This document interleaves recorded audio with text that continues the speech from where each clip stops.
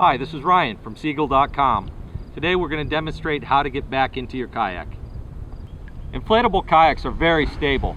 It takes a lot of force to flip one over.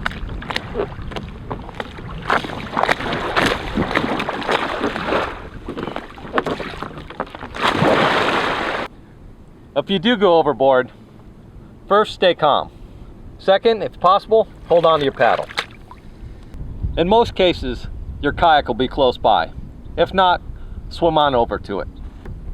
If your kayak flips over, it's easy to right it from the bow or stern.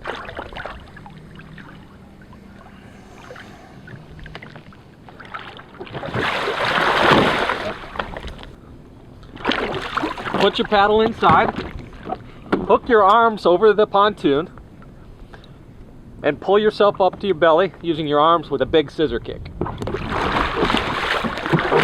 Next, swing your legs in, and you're back in. It's a good idea to practice this technique before you head into rough waters. Thanks from Seagull.com. If you like this video, subscribe to our link for more. Have a safe paddle, and we'll see you out on the water.